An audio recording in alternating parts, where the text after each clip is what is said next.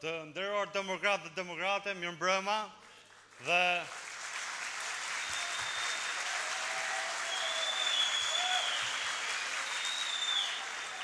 unë tu mund të them mirë si u gjeta, sa mund të them Durrës, sepse kjo është shtëpia ime, sepse unë jam një djalë i këtyre trevave, si pjesa më madhe për ju që din, nga Mirdita. Siç ju e dini, unë rrjedh nga një familje persekutuar, me të burgos politik, me të internu, me të vrarë nga i regjim. Absolutisht, pastaj edhe në 35 vjet demokraci, i madh, pastaj unë kontribues djathtës shqiptare. Sot kemi ardhur në një situatë që realisht ne ngrem zërin se si t'i zgjidhim problemet tona të brendshme. Ne ngrem zërin se si t'i zgjidhim problemet tona të brendshme dhe jo zëri që nuk dëgjohet, por këto zgjedhin edhe të shpifim për këto që po bëjnë dhe të shkojnë akoma më thellë në batak. Problemet e PD-s janë pafundme, por unë do përpiqem të prek pikat kryesore që realisht PD-ja mund t'i zgjidhë shumë shpejt, thjesht do në vullnet për bashkim të madh. Ka filluar një propagandë sikur Ramën do heqin ndërkombëtarët, do marrin si Madurën e tjerë me radhë. Të që e vërteta është kjo që 4 vjet të partia jonë politike nuk shkel asnjë ambasador. Si do kemi mbështetje ndërkombëtarëve? Ky është një mashtrimi i pastër që jep demokratëve thjesht për t'i marrë peng në këtë situatë që kemi ngel. Pas kësaj lëvizje që ne filluam bashkë me Ervinin i tuf kolegës tjerë, Partia Demokratike vendosi të bëjë analizë. Unë para 2 ditësh isha pjesë analizë në degën e Durrësit dhe problemet që dolën në atë analizë ishin 3.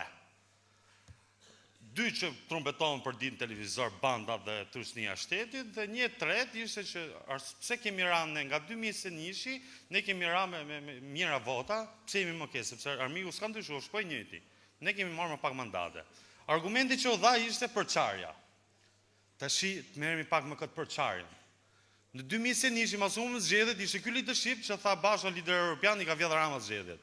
Dhe masi muaj pastaj bën një tradhtar dhe filloi luftë brendshme brenda partisë. Dakor, ndodhi që ndodhi, u dhaj rezultati verdikt nga baza e partisë dhe u zgjodh leadershipi ky që është.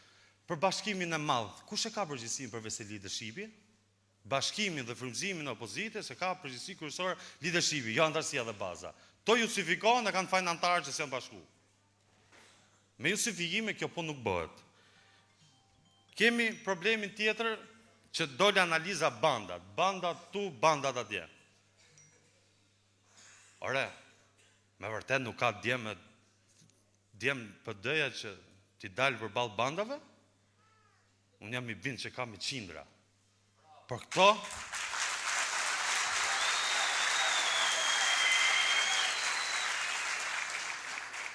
Por këto djemë që kanë kurajnë dhe i dalën për balë, duhen promovu, duhen fut kandidat to, jo fut kandidat që i tremen bandave.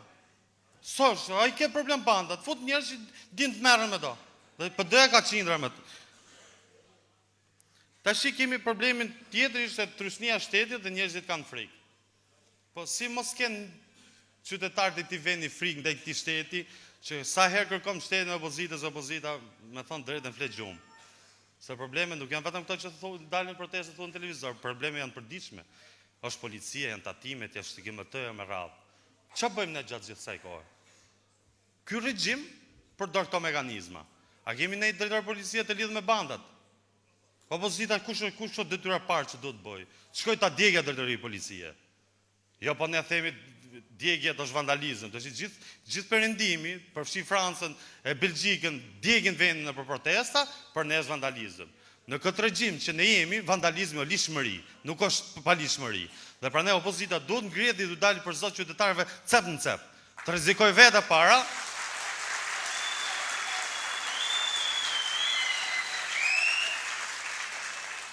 Duhet t'jemi ne të parët që duhet kemi kurajo dhe guximin për t'ju dalë përballë këtij regjimi, të rrezikojmë në çdo lloj cepi të Republikës dhe ju do shihni pastaj nëse qytetarët shqiptarë nuk do ngrihen në çdo qytet, në çdo shesë, çdo plazh, çdo fshat. Do ngrihen gjithkohë dhe prej mujë regjimikën. Kjo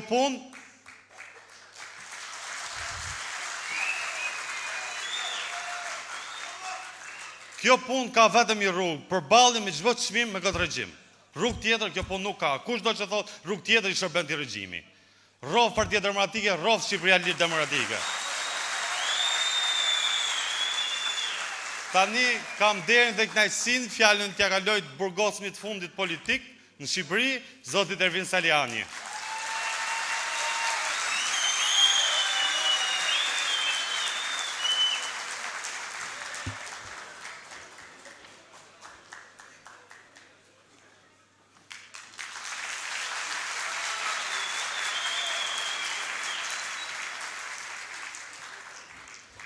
Mirëmbrëma demokrat, mirëmbrëma të nderuar miq, ju falenderit shumë edhe Lezha po e tregon që kjo rrugë, kjo punë ka marrë rrugën e vet dhe do t'i shkojmë deri në fund pas që diskutim.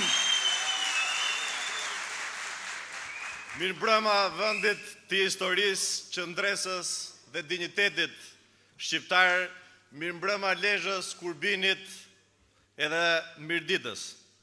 Mirëmbrëma të gjithë qytetarëve, mirëditor dhe malsorëve që mbajnë në sube jo vetëm kujtesën kombëtare, por edhe barrën e rëndë politike të këtyre 13 viteve opozitarizëm. Ju falenderoj nga zemra për këtë pritje të jashtëzakonshme, për këtë energji, për këtë prani që na nderon sonte. Na jep besim, jep shpresë çdo demokrati, na jep frymë dhe qëndres për të dhënë gjithçka, për të shkuar deri në fund kësaj nisme. Për të mos ndalur në asnjë moment takimet tona me demokratët në çdo skaj të Shqipërisë, të cilat kanë qëllimin e vetëm që nuk do të lodhem së përsërituri në çdo sallë dhe në çdo takim. Ta bëjmë Partinë Demokratike fituese, ta bëjmë fituese.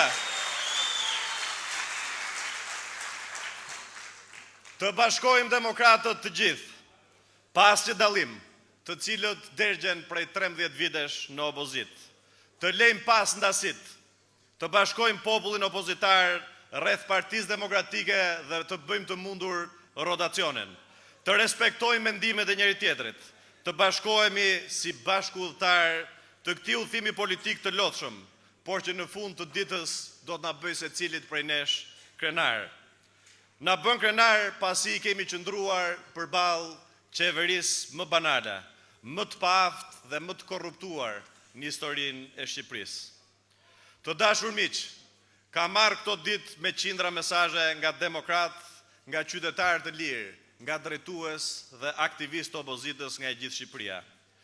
Por duhet ta them hapur, ajo që po ndos sot në Lezhë ka një peshë të veçantë, salla e mbushur plot, e mbushur dhe njerëzit që vazhdojnë vinë dhe vinë.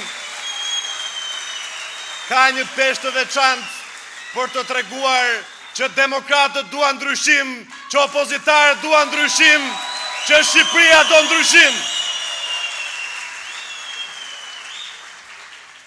Demokratët e Lezhës, si demokratët në gjithë Shqipërinë, i kanë provuar të gjitha në këto 13 vite. Të gjithë fajet e qeverisë, por po ashtu dhe peshën e gabimeve të leadershipit Partisë Demokratike. Faljen e pushtetit lokal, largime nga puna, presion, dhunë, përjashtim, varfërim, mos mirënjohje, hakmarrje nga shteti dhe fatkeqësisht braktisje nga leadershipi. Demokratët e Lezhës kanë mbajtur barrën e një opozite të vështirë, shpeshherë të pabarabartë, shpeshherë të padrejtë, por nuk e kanë ulur kokën asnjëherë dhe qarku i Lezhës doli fitues për Partinë Demokratike në këto zgjedhje. Jeni ju dhe demokratët që kanë mbajtur gjallë strukturat, frymën që kanë mbajtur gjallë shpresën për demokratët në gjithë Shqipërinë. Dhe për këtë